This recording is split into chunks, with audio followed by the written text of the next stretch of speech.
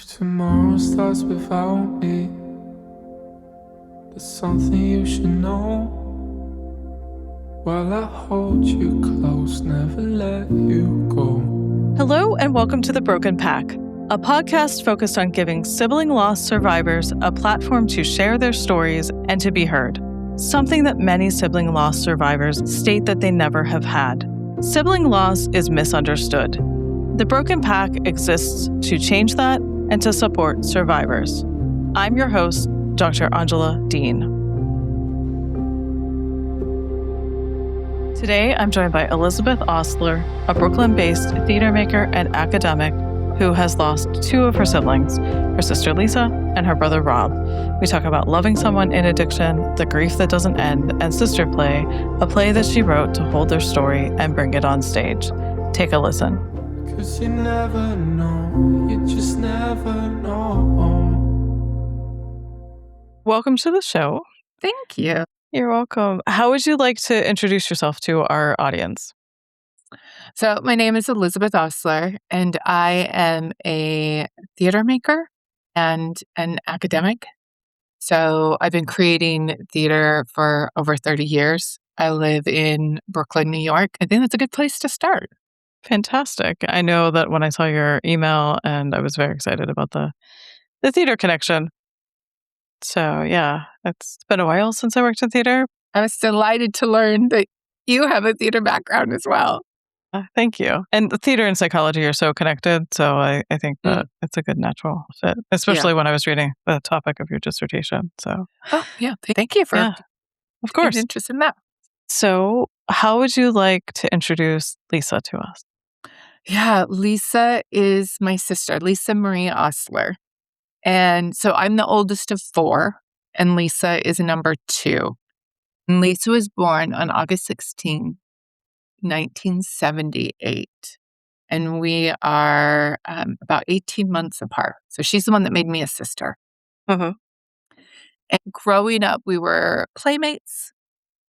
And as we got into tween, teenager, then we were more like frenemies. But we came back to each other in adulthood and became closer. So that's the dynamic of our relationship. Lisa herself was big-hearted and felt things deeply. She struggled with mental illness. She was diagnosed as borderline personality. And that made things hard at times.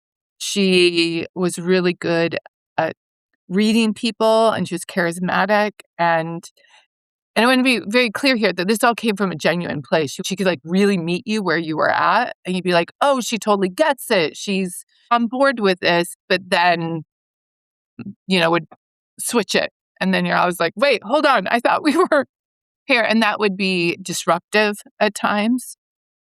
She also experienced a number of traumas growing up, so that just exacerbated the situation. And so she started using drugs and alcohol to self-medicate. So through a good chunk of her adulthood, she was in and out of addiction. I think that's a valid point that you make about people with borderline personality disorder, that it's oftentimes they can connect and read people, and it gets a really bad stigma, both in my profession, but also in the world, where we have beliefs that it's manipulative or unintentionally, but it's really about connection and wanting to connect and attach with people. So I thank you for stating that. Yeah. Because it's those flips to the all or nothing. Yes. That makes you feel like, what am I doing here? I thought we were good. Yeah. Yeah, exactly. Because Lisa was, again, so generous with her heart and her love. Part of the thing that was frustrating to love her is that is it because of that and the way the connection, and it was real, that the behavior was hard to just witness and be part of and get into the tornado of it all. Right. Would be really challenging. Yeah. So it sounds like in a lot of ways, your adult relationship had changed from that frenemy perspective. Yeah. And then it was also challenging as an adult, it sounds like. Yeah, it was. I think it was never It was never just easy. There was not a simple ease. Number 3, so Laura. So it goes me, Lisa, Laura, and then our brother, Robert. Laura and I were always very easy. We never really had to work very hard at it. I mean, we're sisters, so we would fight, but in that normal way. But with Lisa, there's always another element that sometimes required a little bit more work or focus or just, and honestly, sometimes just a break. The drama would be too much sometimes. Being the oldest, I really also took on a parentified type of role. And so I think that also added to our dynamic that would be challenging sometimes, where I was like, things need to be in order. We need responsibility. We need this type of thing. And then her more like, no, let's see where it takes us and let's show up for people and throw everything out at the window because this one person needs this help right now. That was hard at times. Yeah. Did you ever feel like you were that one person for her that needed something? No. And I think part of it is because I would never let myself be. That would not have been okay with me. I always had to have it together. Like I was like, no, I am steady. If anything, I sometimes felt like she wanted that from me, for me to drop everything and just be like, I'll be your ride or die. And I was like, no, responsibilities, not ride or die. And so I think, yeah. So I think maybe I would imagine on her end, sometimes there was some disappointment from me. Sounds like it. What are the ages of the siblings difference? Yeah. So Age my parents differences? did 4 kids in 5 years. Oh, wow. Yeah. So it was a lot of chaos. So the difference is that's going to require math. So I'm just going to give you our years that we were born. Okay, that's totally fine. Okay. So I was born in 77. Lisa was born in 78. Laura was born in 80. And then Robert in 82. Okay. Yeah. Crazy times. So you were about a year apart? We were about 18 months. 18 months. Okay. Yeah. Exactly. What are you comfortable sharing about losing her? I think where I'd want to start is her death was my first real significant loss. Lisa died at 37. And so I was 38. And we had lost a grandfather, right? That made sense. And so I was almost 40 before I had a death that rocked me. And hers did. I could talk about that she died. And I could talk about grief. But how she died was off the table for many years. Until about a year or so ago. And her death fundamentally changed me. I am a different person for having lost her. One of the things I was reflecting on this in anticipation of this call, she'd been in and out of her addiction for over a decade. And one of the things when you love somebody who's in addiction is that there's almost like this, it's not quite the long goodbye, because there's always hope that it won't end in a goodbye, that they'll get sober, but there's a constant grieving that's happening as you're watching somebody self-destruct and blow up their life in the ways in which she was. At times before she died, there was a piece of me that just wondered if she was to finally pass, would there be relief in it? Because it was so painful to watch her life. And there wasn't relief actually in her death. It was just horrific and painful and not. And I kept thinking I'd be ready and I wasn't. It sounds like that anticipation, right? Because you probably thought she was going to die so many times. You thought you knew what that would be like. Yeah. And she had suicidal ideation pretty much from adolescence on. And there were a few attempts. And so there had been a few scares, but again, not until it actually happened. So I wasn't at all prepared. To clarify, if I remember Please. from reading what I read, she didn't die by suicide. No, she did not. Okay. No. Deeper. No, Yeah. just in the many ways I thought she would die, or that she had. We can talk about, I can now talk about how she died, and we can. Only whatever you're comfortable sharing. Yeah. So when she died in 2016, she was arrested on March 30th for drug-related charges, and this wasn't the first time she'd been arrested. And in fact, the times that she had, because she was sometimes living in her car, so we didn't always know where she was. So those times when she was arrested, it was actually a bit of a relief because we knew where she was. We knew that she was being fed, she had a place to sleep, and hopefully, honestly, that she'd detox, and maybe this would lead to a stretch of sobriety. And sometimes it did. And so this time when we found out that she was arrested, I live in New York, but my family lives in Salt Lake City, Utah. So this is happening in Salt Lake City. She's arrested and taken to Salt Lake City jail, and she is there, and she's not okay. She's not feeling well. It's clear from the intake documents. She's not okay. A social worker meets with her and says, yeah, this one's not okay. And what it turned out that was happening in her body, and we didn't know at the time, is that she had an ulcer that had perforated. And so she had developed peritonitis, which is when you get an infection in your stomach lining. It is 100% treatable, but if not treatable, it is deadly. And so once she's arrested, admitted into the jail on March 30th, and by the morning of April 2nd, and during those 2 days, she is repeatedly asking for help, and she's denied medical treatment. And she's asked at one point, are you coming down? And she says, yes. And they're like, well, you're going to just detox. And even though they continue, and the other women, the other detainees in the jail are saying, hey, this woman isn't detoxing. Like, there's something really wrong here. And they're ignored. They're told to shut up. They're even threatened. And then on the morning of April 2nd, they find her dead in her cell.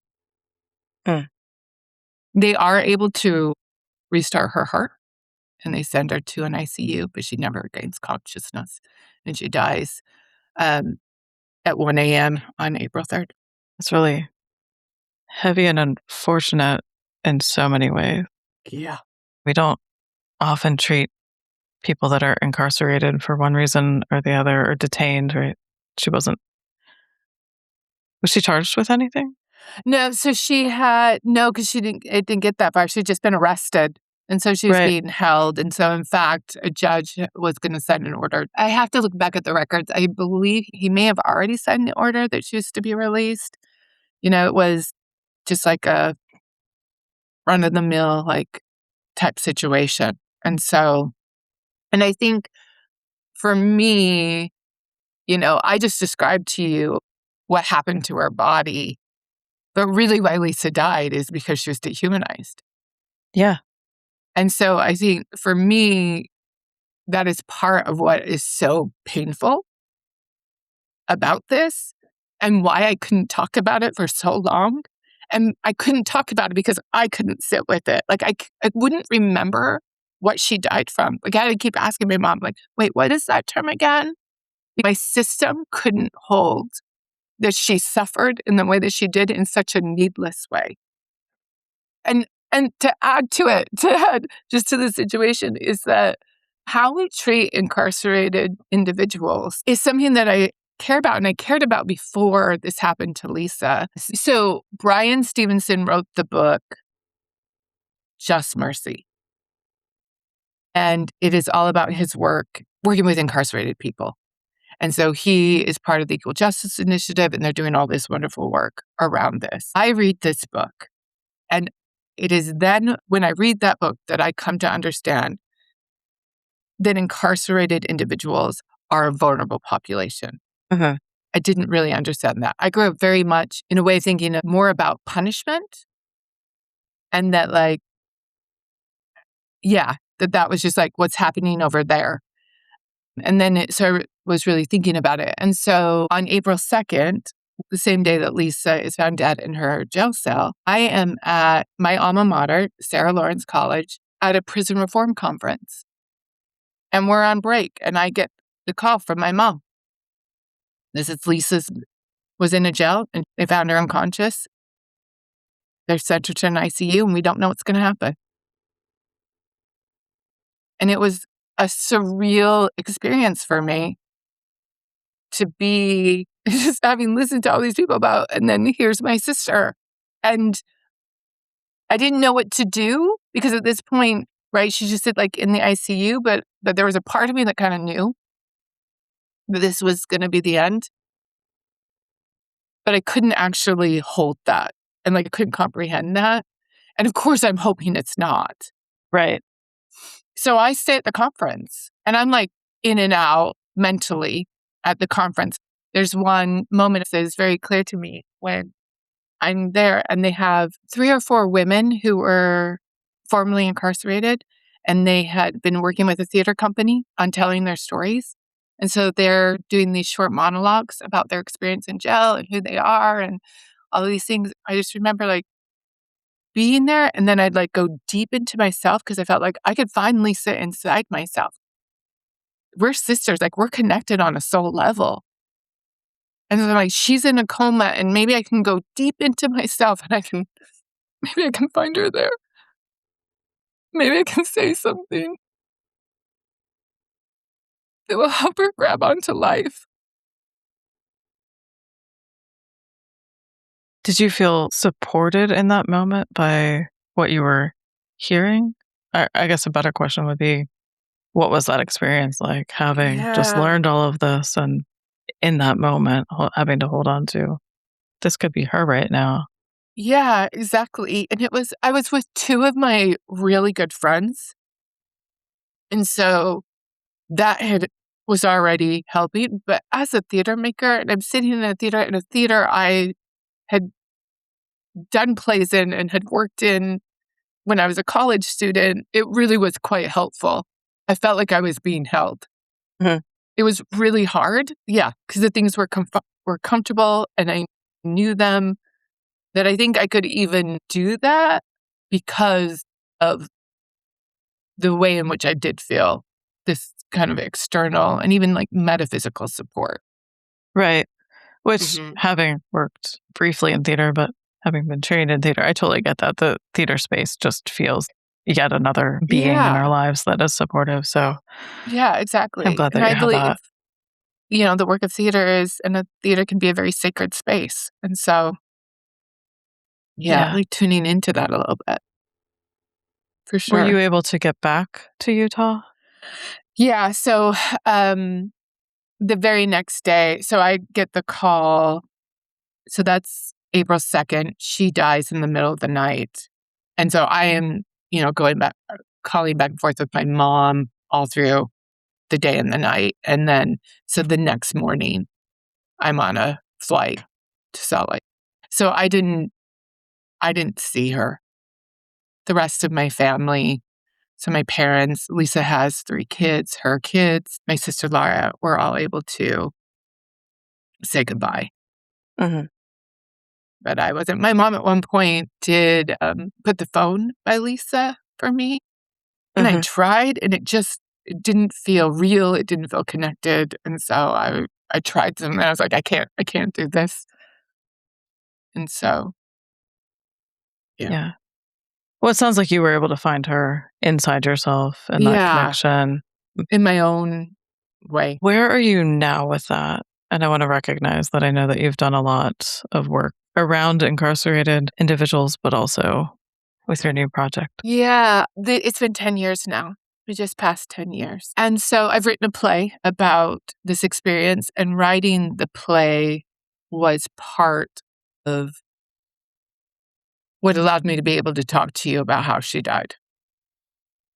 So when Lisa died, when I was in my grief, I knew that I was going to use art as a way to process it, because that's just how Mhm. I process. Right. And I suspected that it was going to be a play. Sometimes, because I also am a visual artist, so it could have been a piece of, and it could have been multiple, right? But I knew it was going to be a play, but I just couldn't figure out for years what that was going to look like. And I knew it had to be the events that happened in the jail. And just the idea of directing a human playing my sister, I was just like, I can't in the jail. I can't do that. I can't. And so I had a friend of mine who is a playwright and a poet, and she had written a book of poetry about her brother's death. And I'd actually was teaching writing at the time, and I was teaching that book of poetry to my students when Lisa died. My friend was going to come to campus and talk, and I had to postpone that because I had to go to Lisa's funeral. So it was all of these things like coming together. She said something really profound to me, and she said, there is art here, but it will take time. Mm-hmm. And so that kept being the thing I'd hold on to. Okay, there is art here, but it's going to take time. And it's okay that it's not coming. And then a few years ago, I had this flash in my mind of a scene of Lisa in the jail. Lisa was a bunraku puppet. So my primary training in theater is directing and puppetry. I'm clarifying that it's a bunraku puppet, not like Jim Henson, love Jim Henson, but it's a human-looking puppet. They're usually about 2 to 3 feet tall, takes 3 people to manipulate. And I see that, and I see a little bit of the scene play out. And I'm like, oh, I think I know how I can do this. So I sit with that for even a couple more years. So my family filed a wrongful death case for Lisa's. And so we worked very closely with an attorney, Rocky Anderson.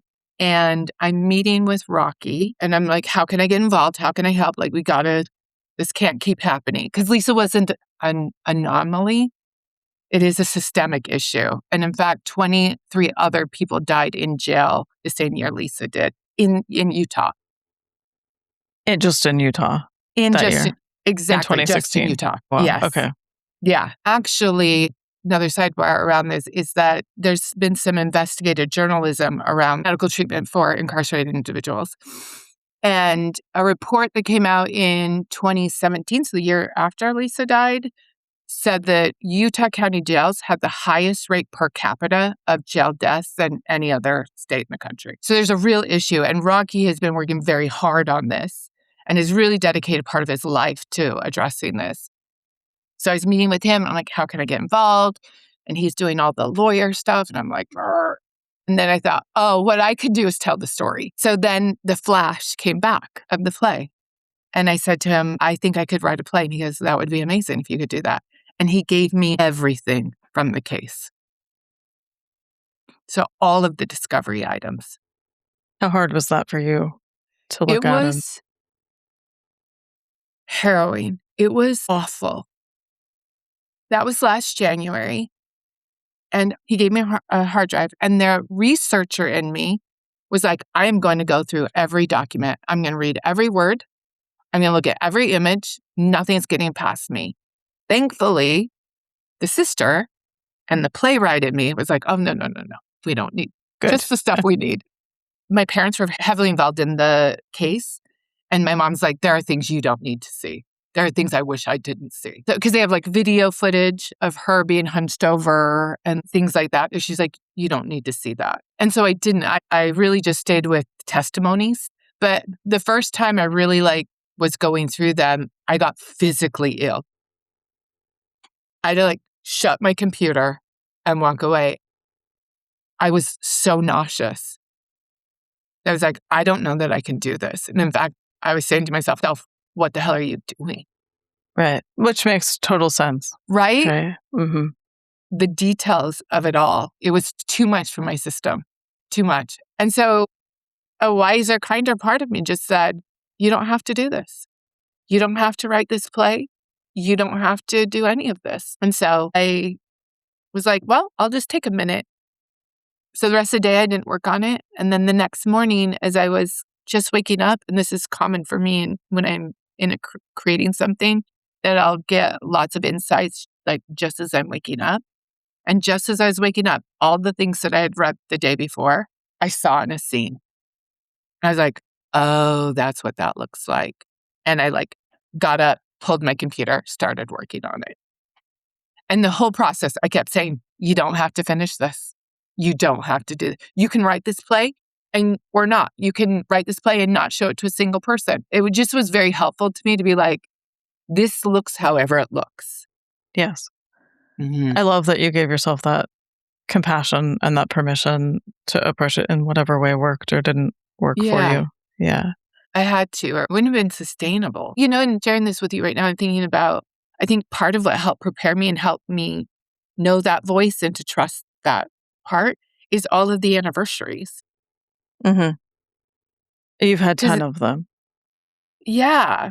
I'm curious too with you and how you handle your anniversary. Is it like when I tried to be like, I'm going to make sure I have a ritual and I'm going to make sure, because that's how it was at first. It was like these things and she will be remembered and we will. It made it harder. Then now I'm like, it comes however it comes. Yes. So my listeners and followers on Instagram know that the 5th year for me was really hard. Yeah. And so each anniversary has been different. Each year has been different. And I'm only half as far into this loss as you are. But ritual is important in keeping our grief contained. So I think the more that we have that ritual, that container for our grief, sometimes it's easier to manage. But again, I don't know that we can plan for those anniversaries. I'm more curious because you've had 10 of them and it sounds like you had this period of time where you couldn't tolerate the grief. Yeah. So how did the anniversaries help you get through that, to get back to your point of that? I think it was more of how I approached the anniversaries, because I actually love ritual and I agree with you. I think ritual is really important. It's when I became rigid about the ritual that didn't always serve me and didn't always serve my grief, because the grief is moving and evolving. And particularly in those early days, this was like my first grief of this magnitude that changed me in this way. And there were so many things I didn't know about grief that I've been learning along the way. And so at the time, I thought it was something I had to get through. I didn't know that it would eventually be, how I understand it now for me, is that it's a primary relationship that I have. It's not going anywhere. It's how I'm in relationship with it. Yes. Is what I understand now. I didn't know that then. I thought I just had to get through it. Right, because in our grief illiterate society, we think you've got a year, then you're good, move on. Right. And you will somehow forget. Exactly. That person. And then check. And then you get it, right? And you're like, wait, no, this isn't that. This is harder, this is rougher, this isn't following a pattern. It was hard to find my footing in the world. And I lost so much. The other thing I didn't know is that I was going to lose a part of myself. That there was a me before Lisa died that I didn't get a chance to say goodbye to. The She's part of yourself. gone. Yeah. And it's like, and so I'm this new person, I'm dealing with this thing, and what am I supposed to do here? That was really hard. But then life is going on around you. Yes. And you're like, wait a minute, time, you're just going to keep going? And job, you're just going to keep going? And friends, you're just going to keep going? Really? But then when I sit in my place, I'm like, what the hell? And when I can step out of it and be like, well, yeah, it does. Things keep moving. I can hold both now, but I get angry at the audacity of things moving forward. Right, because your world stops. Yes. And it feels like everybody else's world should also stop. Yeah. And I don't think, at least in United States culture, generally speaking, I think we do a really crappy job of grief and having ritual around grief. Yes. And so I kept thinking, I wish I had a black armband that I could wear that would just signal to people, I'm in grief and I'm not okay. So give me a lot of space and a lot of grace. And sometimes I'd want to wear it and sometimes I wouldn't. I didn't want something where we used to wear black for a year. Like I didn't want to be told that, but I wanted a choice and a way that I could just do something that would signal to people and I wouldn't have to tell them. Right. There's a documentary from WPSU. Lindsay Whistle-Fenton is the producer on that. There's a scene at the beginning in which everyone is wearing these T-shirts and one will say like dad and sister and mom and brother. And they're all walking around and these are the people they've lost and everyone is avoiding them. Like there's a scene in a grocery store that I distinctly remember where this woman turns around and turns a cart the other way because she sees a grieving person. Yeah. And then people tell their stories. It's a documentary. And by the end, people are just acknowledging you've lost someone. There's this grief. Yeah. And I think to your point, people wearing black for a year. My parents come from a culture where you wear black practically the rest of your life after you losing someone. Ironically, I'm wearing black today, but that's not why. There is the signal, right? They're grieving. We can support them. A lot of cultures have that. Like you said in the US, maybe it's the product of we're so many blended cultures, but our narratives are different, right? Like we don't acknowledge that in the same way. And we are not comfortable talking about death and dying. Some of us are. I think there is something to that. I hadn't considered the blended culture. I think there's absolutely something to that. And I think that there's also something to our individualism as Americans that we often think first in terms of individuality instead of community. That grief is a community, that we treat it as like it's a solo thing, but actually it's community. When we lose one person, the community suffers and that an individual touches many lives and that they're impacted. I think there's also that we're not always handling things in community and seeing things from a community lens. Yeah, for sure. And I know that that's different, right, for different cultures. And there's this perception that Eastern cultures are more collectivist and Western cultures are more individualistic. But I think that's too general.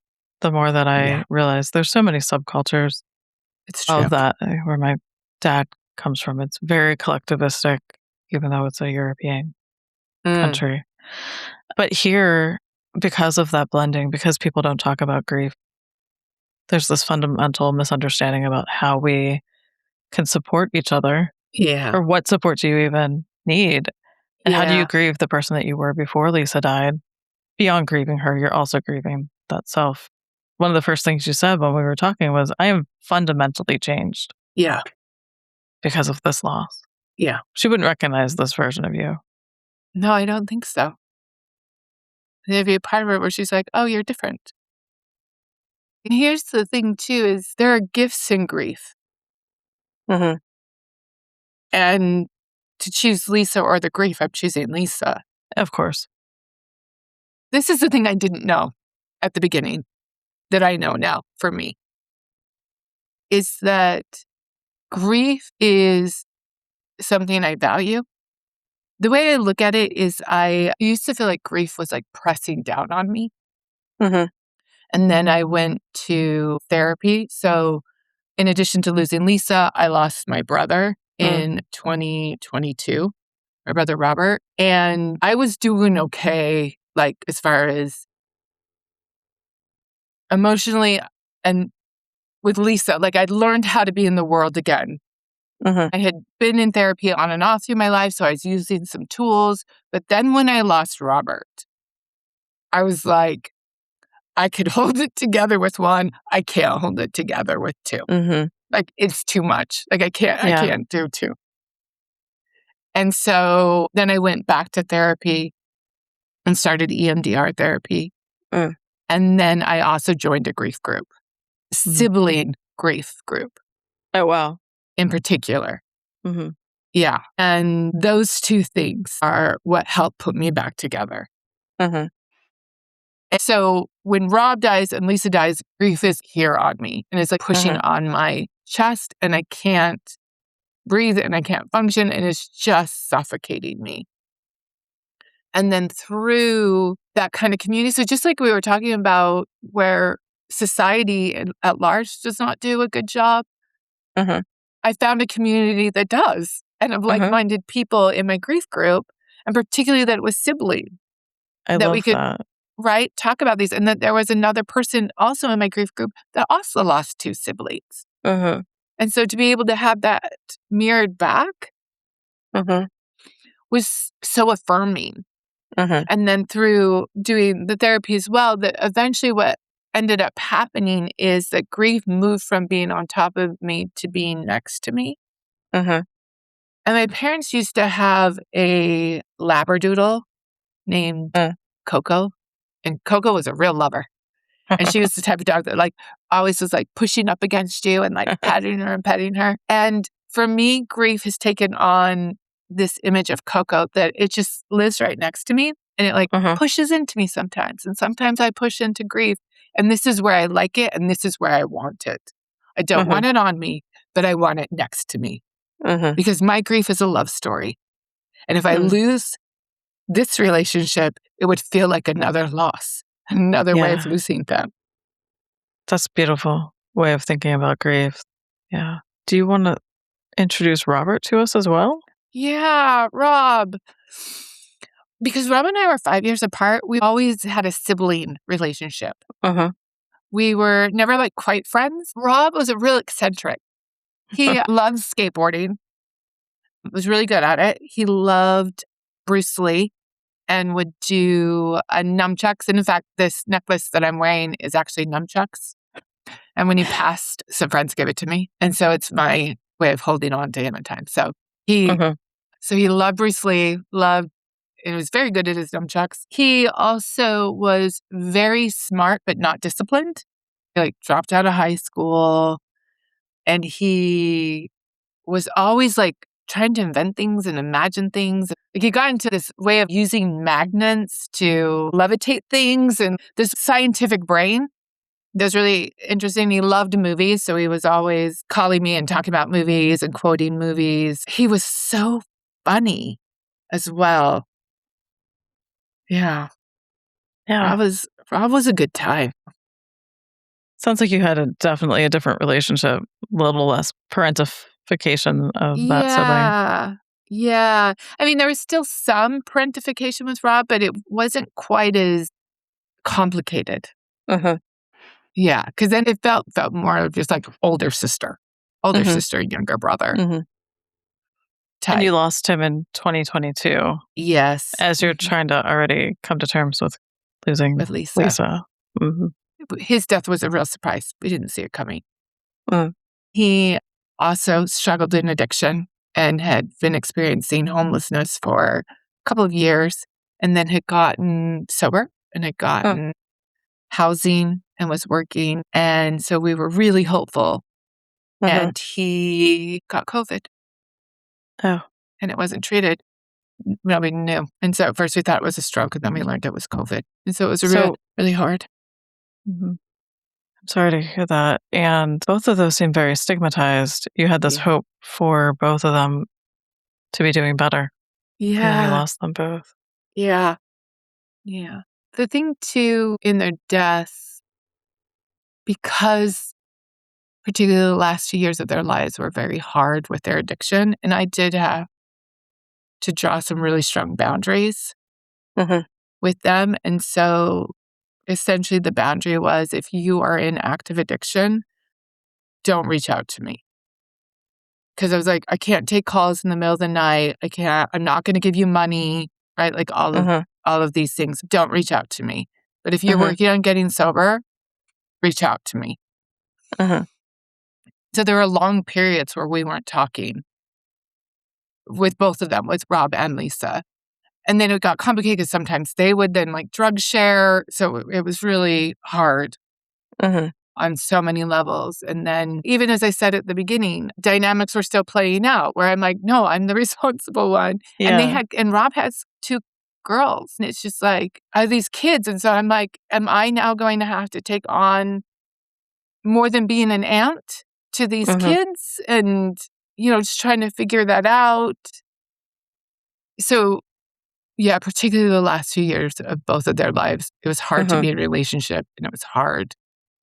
And I loved them, and I wanted them to be sober, and I wanted them to have full lives.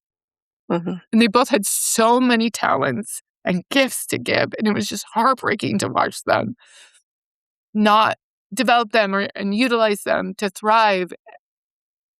But in their deaths, and I do believe in an afterlife, I am a religious person. I believe that they live on. Mhm. And I believe that those relationships are continuing now, and that I'm still in relationship with them, and that I Yeah. can be in a more intimate relationship with them now Mhm. than I could when they were struggling in their addictions. What do those relationships look like now for you? Yeah, they're different because they're different people, Of course. but there is a commonality.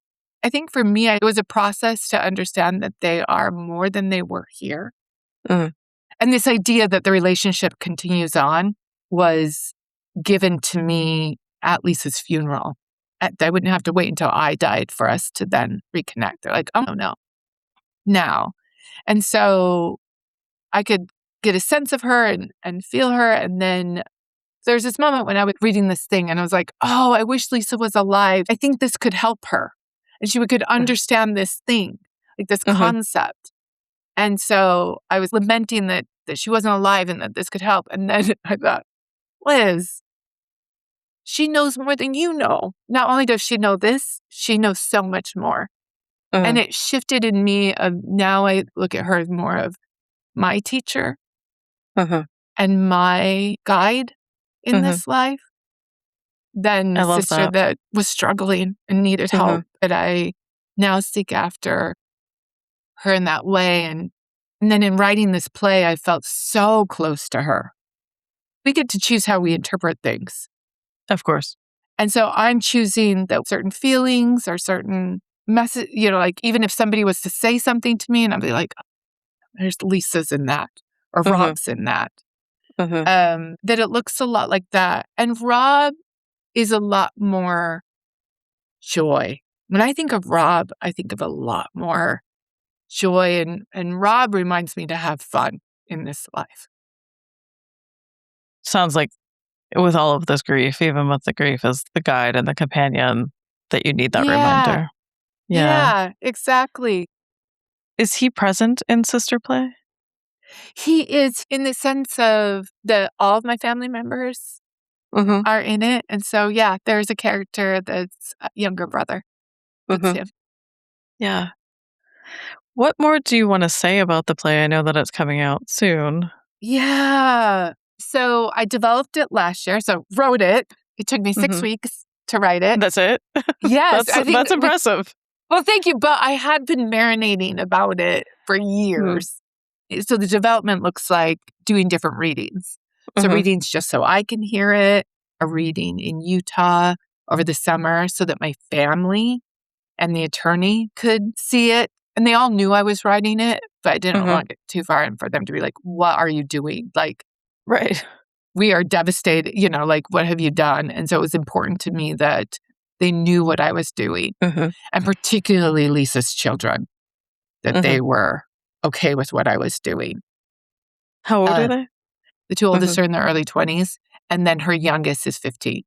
Okay. So they were pretty little when she died. Yeah. But everyone was very supportive of the play. And so that was really good. And that gave me courage. And then I've continued to do some readings for different audiences to see how it Mhm. was landing. I would do rewrites. And then I felt very strongly that I want to produce it in New York City and Salt Lake City.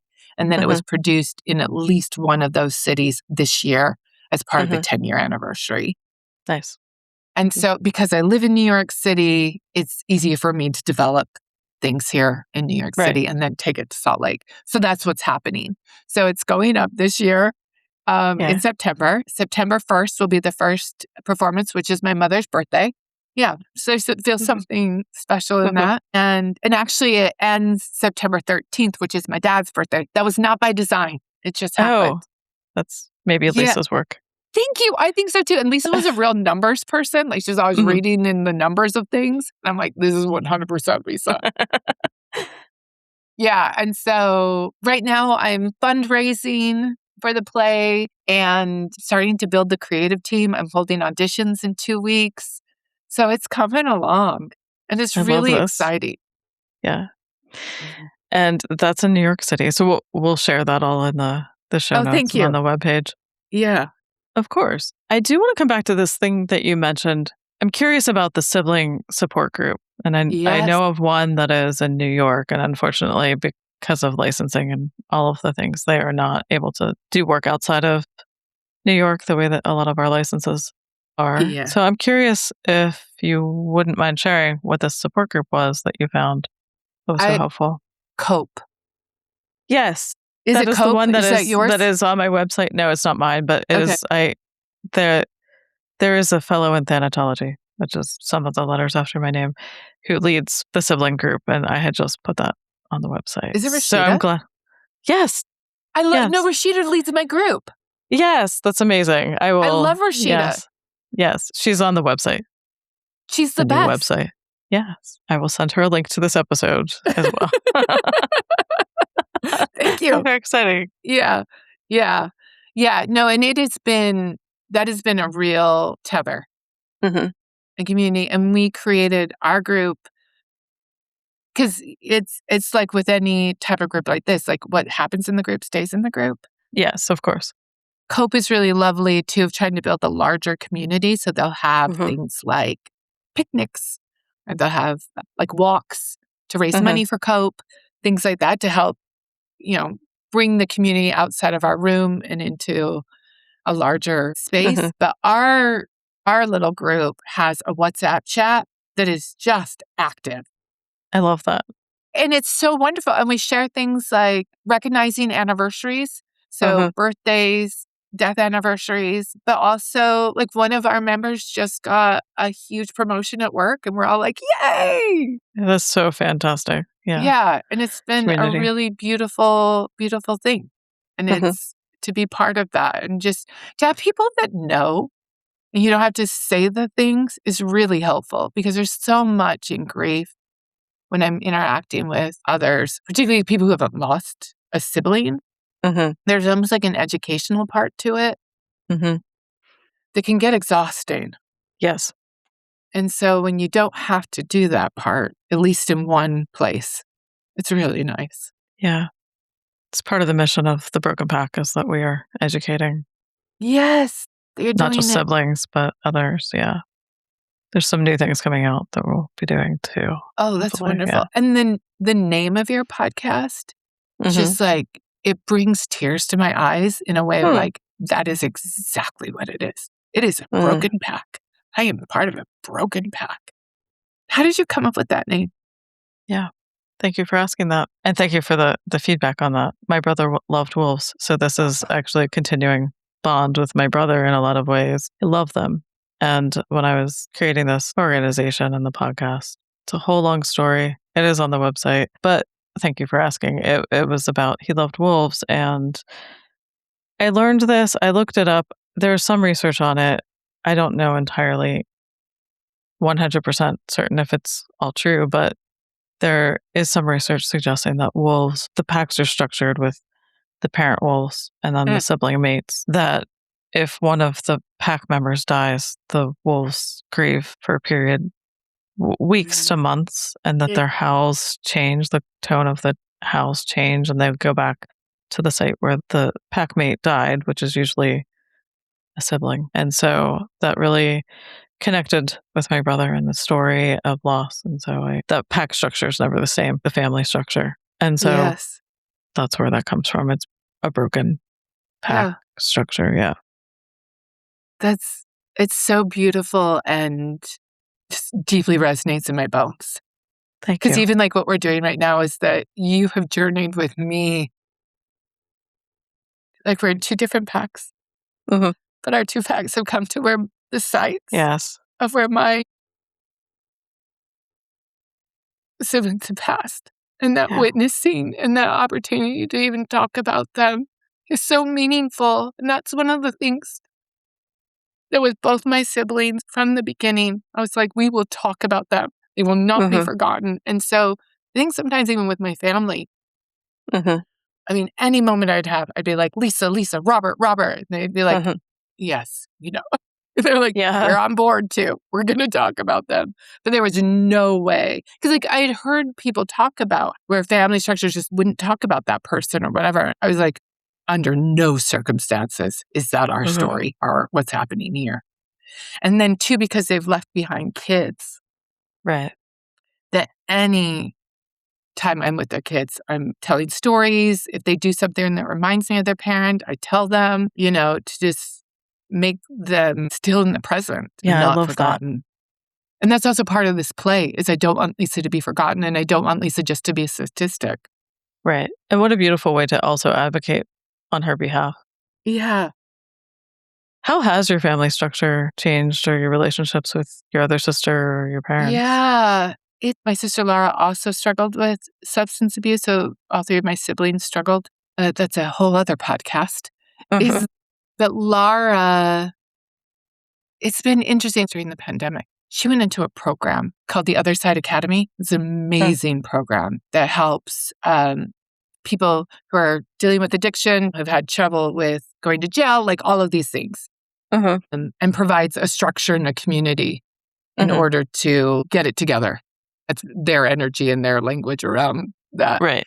And it's really intense. So essentially what happens is to become part of this program, you commit to at least 2 years. And in those 2 years, you have contact with nobody outside of the community. Oh, that's intense. It's very intense, except for you can write letters to your parents if they're your biological parents and they raised you. Oh, wow. So it's really intense. And at first, we were like, is Laura joining a cult? I was just wondering Right. that in We were my like, head. and then honestly, our family was like, if this is a cult and it gets her sober, okay, we're good. Like at this point, like we'll take whatever.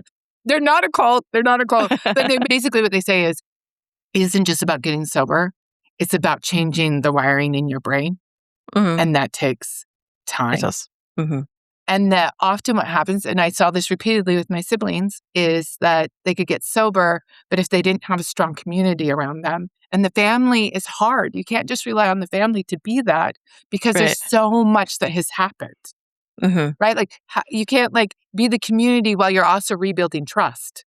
Other Side Academy, if anyone who's listening, who's like, somebody I love is struggling, I'm struggling, look them up. They are amazing. I'll put the link in the show notes as well. Laura did it. So after 2 years, she could start having short phone calls with me and then visits. And so she ended up staying in the program 4 years. Oh, wow. She graduated and is now a staff member.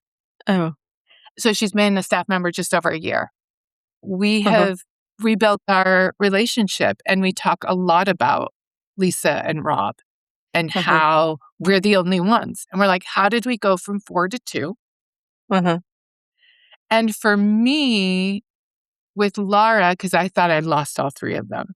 And I thought with Laura, it's just a matter of time now. Because then I knew siblings die. This is the other thing, right? You know people die, but when you lose it, then you're like, no, siblings die. Then I was like, how is there just one? How am I going to be the only one? And then when Laura did all this really hard work, profound work, I got her back. And it also helped me feel closer to Rob and Lisa. And it helped to go back to this pack idea.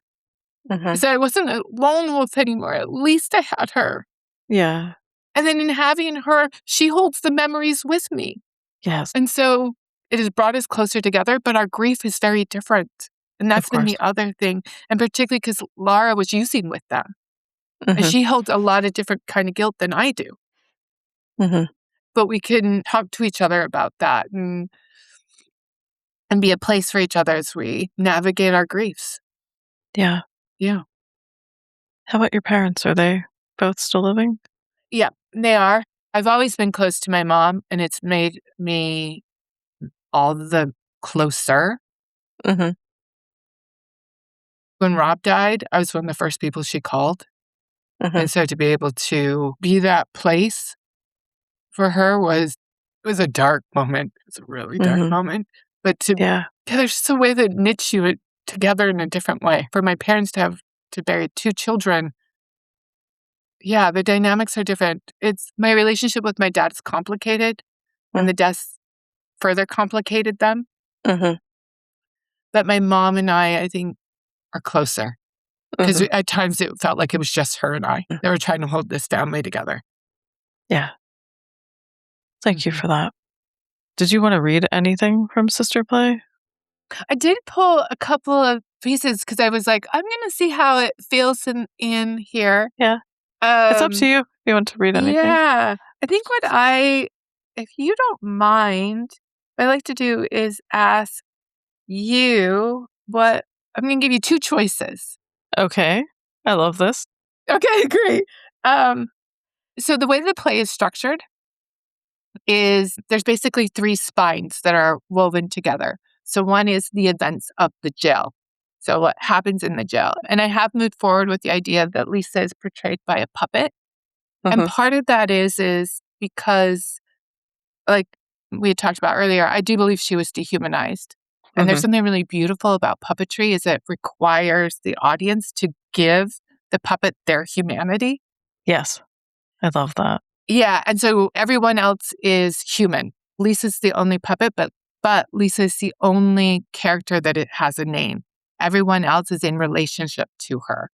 So younger brother, younger sister, mom, dad, attorney, these types of things, just to help reinforce this idea of dehumanization. Right. And I think the paradox of you giving her a name also gives her the humanity. Yes, exactly. Thank you. Thank you for saying that. So that's the first spine is Lisa. And then there's flashbacks to show Lisa more well-rounded, right? Like the different parts of Lisa to give more context to how we got here. And then the other side, which I actually didn't know was going to happen until I was writing the play, is older sister, which is a version of me and is working through the grief and trying to understand what happened. Because there was a moment when I was like, shit, I'm a character in this play. Like, oh, geez, I didn't know that.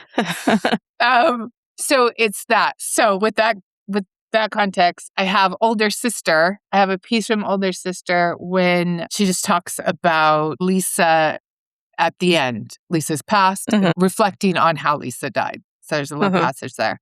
Or there's mom. I wrote a scene where my mom is saying goodbye to Lisa in the ICU. And so they're both short little monologues.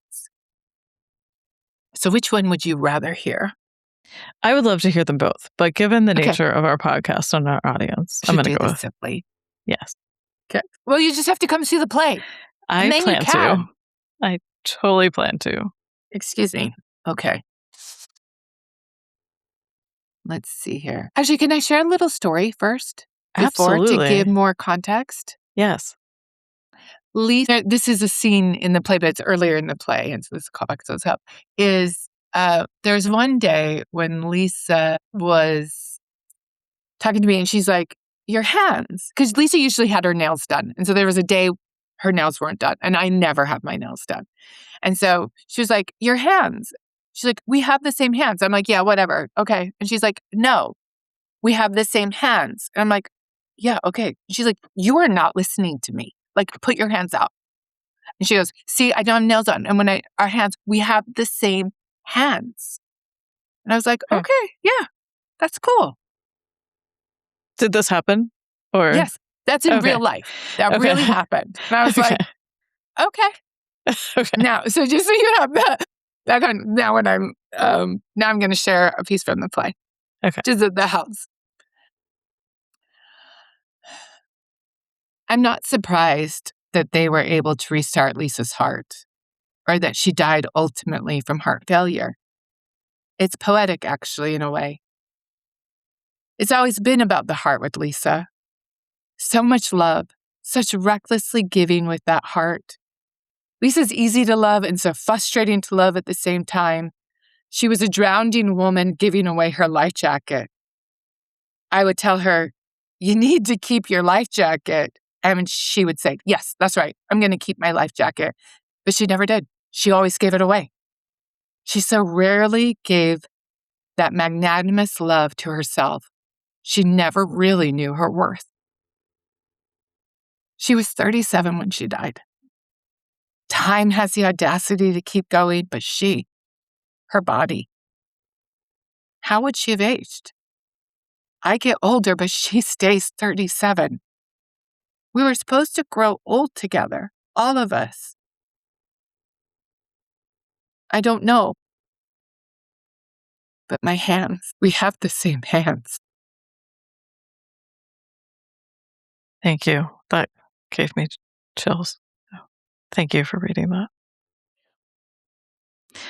Before I ask you my last question, is there anything else that you want to share about sibling loss or things that you found helpful? Yeah, I think what I hear this often when I listen to podcasts, such as yours, about the sibling, is that it is often neglected and overlooked, this loss.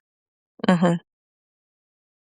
But to anyone who has lost a sibling, that there's a new kind of pack, that there's those of us who've lost a sibling that we know and that you're now part of one of us.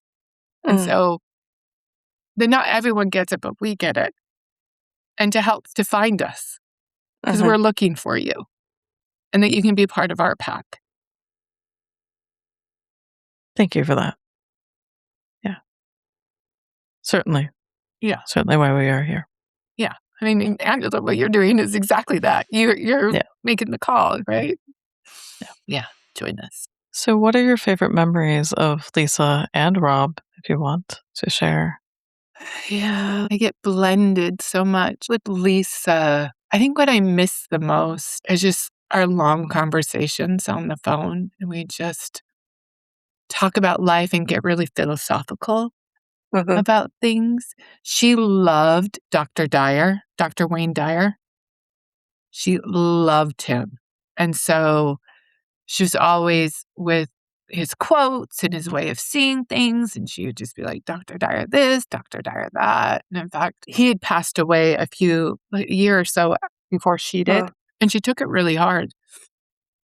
And when she passed, my family and I were like, oh, I think Lisa, when she got to heaven, was like, met the divine, met Jesus, and was like, hugs and all those things, saw some family members, and then was like, okay, this has been really great, but where's Dr. Dyer? Yeah, just her way of being in the world and giving. I miss our talks. Yeah. Rob, I'm just going to do it in this way. It's actually not a memory of Rob when he was alive. It's in this relationship that I'm building with him now. Is I take my nieces and nephews on a trip when they graduate from high school, just the two of us. So we can have some time together. His oldest daughter, Isabel, was graduating in 24, and she's a big Swiftie.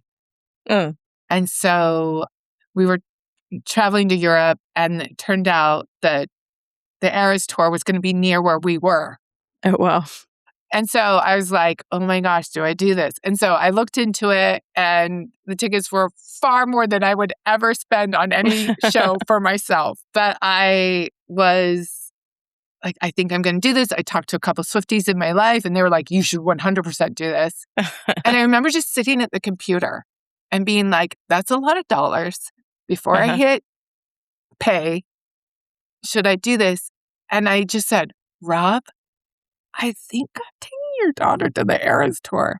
And my whole body, just like this influx of energy and just like so much fun. And I could just hear him laughing and just being like, yeah, you are. Like, hell yeah, play. And so like in some ways I'm like, that it's just, and like that type of energy and the memories of Rob are the things that I want to hold on to. Yeah. Yeah. I like that. And we did go, we had the best time. Oh, fantastic. Worth it. Great.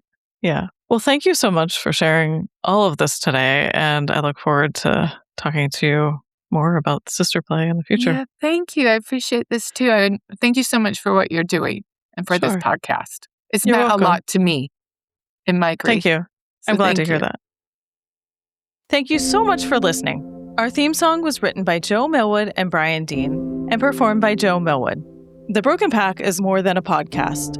Visit thebrokenpack.com to sign up for Wild Grief, our newsletter, and to explore everything else we're building. If today's episode resonated, you can send us fan mail or support the show using the links in the show notes. Information on Wild Grief, our social media, resources, and our guests can be found wherever you get your podcasts. Please like, follow, subscribe, and share. Thanks again. Oh, you never know, you just never know.